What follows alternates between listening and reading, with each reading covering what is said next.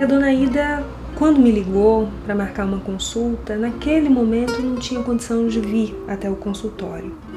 Então fui até a casa dela, conversamos e já nesse primeiro dia a dona Ida me falou de um projeto que ela tinha, um projeto que estava engavetado.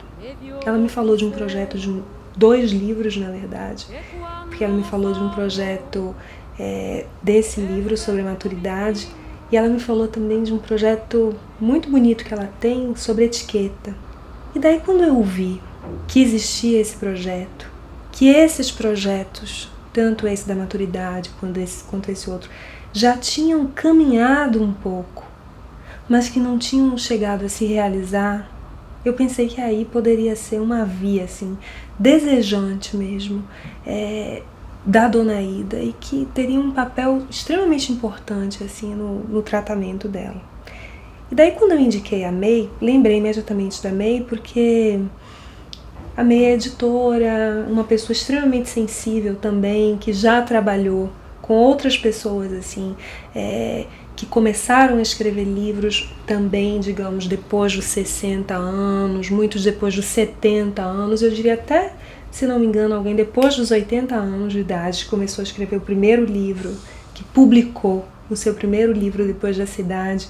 Então, May, eu entendi que tinha todo um repertório de experiência, uma sensibilidade, e que poderia ser uma escuta interessante, assim, para poder colocar esse projeto em prática. Um dia a secretária Márcia me ligou e me convidou para conhecer a dona Ida e apresentar o projeto. E quando eu fui, ela não estava se sentindo bem, ela me recebeu no quarto, ela estava na cama, e eu fiquei lá numa poltrona, que depois ficou o meu lugar de trabalho, levei o computador e aí a gente começou a trabalhar no primeiro projeto, que era o projeto de Desmistificando a Etiqueta. Então, uma série de 7 livros que conta a história e a arte da etiqueta no primeiro, depois o segundo é sobre etiqueta à mesa, depois vai ter chá, café, sabe? São vários livros, né? No sentido de desmistificar mesmo, mostrar para o Brasil o que é etiqueta. E eu falei para ela, na época, que eu tinha um grupo que todos eram mais velhos de 75 anos. Eram pessoas mais velhas que estavam escrevendo, alguns publicaram livros, eu tenho várias pessoas que são mais velhas e ela disse que tinha engavetado um projeto sobre a terceira idade, ou a maturidade, como ela prefere chamar, né? Aí eu quis ver e a gente começou a discutir sobre esse projeto dela. E o projeto é muito interessante, né? Mas aí dá mel para abelha. Depois desse primeiro encontro, dessa primeira conversa da dona Ida com a May, eu vi que aquele sonho da dona Ida, que estava, de alguma forma, como eu falei, engavetado, de repente ela começou a perceber isso como algo próximo, presente, perfeitamente possível. E daí ela começou a legitimar mais ainda esse trabalho como algo que estava em vias de ser realizado e que poderia ser realizado. A impressão que eu tenho é que ela começou a brotar, sabe, assim, a reviver essa tulipa, não é, que a gente põe na geladeira e ela fica e vai reviver dali tanto tempo. A impressão que dá é que a dona Ida estava guardada numa estufa, e a possibilidade, eu acho que ela encontrou em mim o terreno fértil para ela desabrochar. Gracias a la vida que me ha dado tanto, me ha dado el oído que en todo su ancho graba noche y días, grillos y canarios, martillos, turbinas, ladridos, chubascos. Eu não acredito que esse livro tenha caído do céu, acredito que ele tenha sido um resultado, né, de um processo, né, de muito esforço, de muita pesquisa, né, de muito olhar para dentro, né, e eu acho que o diferencial dela é que ela não desiste, né, quer dizer, ela vai e ela concretiza. Entendo que esse processo foi um processo longo, não foi um processo imediatista, entendo que houve uma intenção de envolvimento dela bastante profundo com relação às diferentes fontes de pesquisa dela. É uma pesquisa grande, entendeu? Digna de um mestrado mesmo. Mas a Aida sempre foi de dividir, né? Ela sempre quis, né, o conhecimento, as experiências, ela sempre quis passar para outras pessoas, né? Era um objetivo de vida para ela, né? Não ficar com as coisas só para ela, né? Passar, né, o que ela viveu, o que ela sofreu, o que ela ganhou, o que ela perdeu, o que ela conseguiu, o que ela batalhou. Estar neste processo é ter descoberto tantas coisas, sabe? É ter aprendido para o meu cotidiano, sabe? A minha relação com a minha mãe, a minha relação com o meu marido, a relação com os netos, tudo isso altera, né? Porque você vê uma pessoa que está acima do limite físico dela, que ela consegue, apesar de ser frágil, né? Ela consegue colocar uma força e colocar um empenho e dizer eu quero. E acho que a coisa do eu quero, o desejo, né, na psicanálise, é o que fica mais forte. Então isso está acima, sabe? Acima da dor, acima da, sei lá, de uma eventual coisa física, sabe? É aquele desejo muito grande. Então eu digo, puxa, que bom, sabe? Eu quero ser assim. Quando eu crescer, eu quero ser assim.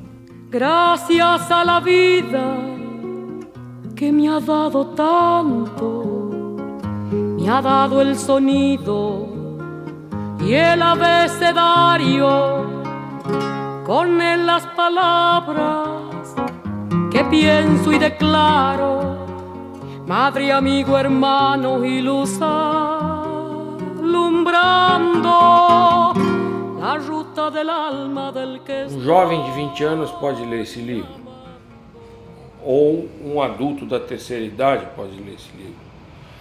Uma pessoa no meio da vida deve ler esse livro, ela deve se preparar para o futuro dela, como ela se enxerga daqui a 20, 25 anos. Eu entendo ele como um livro informativo, como um livro de muita capacidade de auxílio às pessoas. Quando se tem um projeto que é uma coisa verdadeira, poder realizar esse projeto, sabendo que é algo que está para além do seu próprio universo, eu acho que isso é o divisor de águas, porque existe uma questão de lutar por isso, de ir atrás disso, mas só a luta muitas vezes não é suficiente.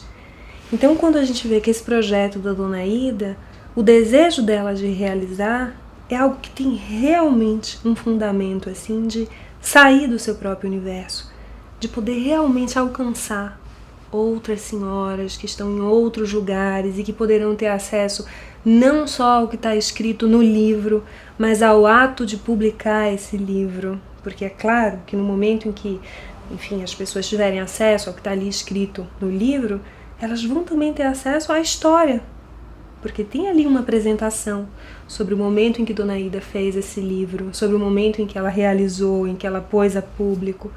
Então eu acho que isso é o que faz com que permaneça, assim, que tenha permanecido esse desejo e que esse desejo tenha realmente passado esse estágio de um desejo para uma realização.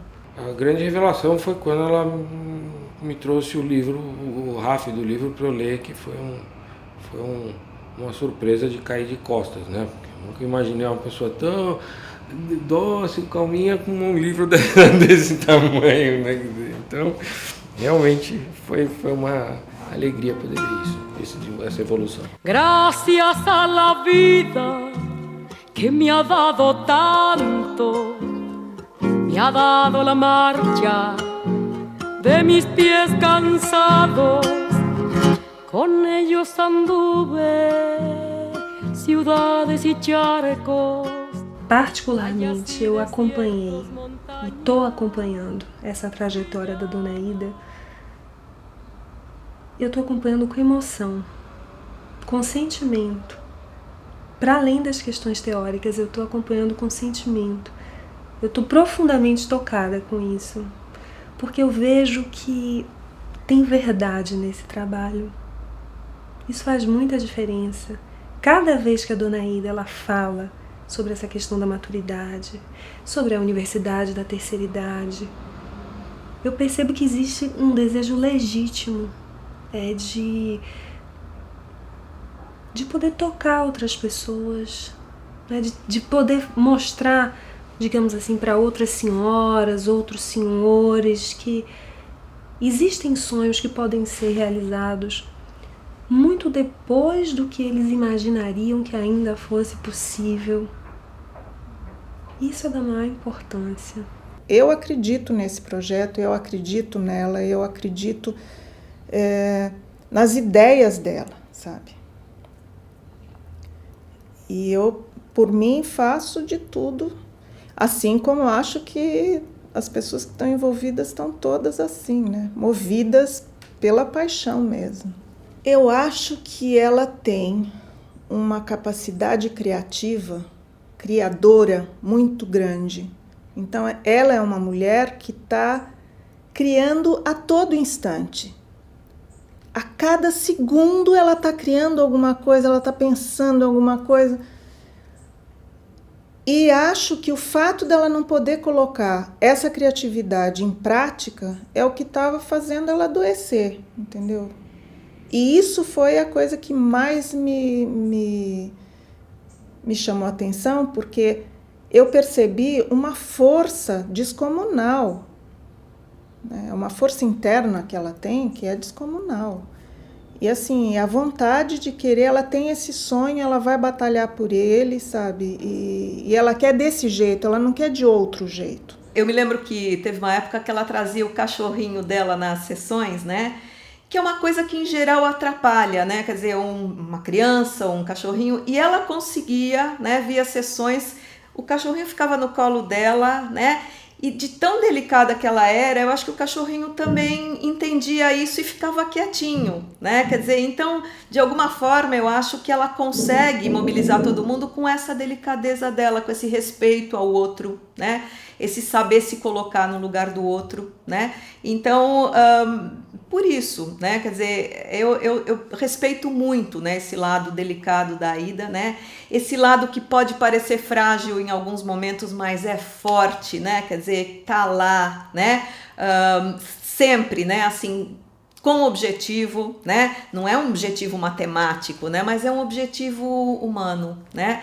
Então, eu acho que a Ida, né, para mim, ela é se eu tivesse que dizer para você, né, olha, existem pessoas delicadas ainda no mundo rude de hoje, eu diria, a Ida é uma dessas pessoas. Y el canto de ustedes que es el mismo canto, y el canto de todos que es mi propio canto. Gracias a la vida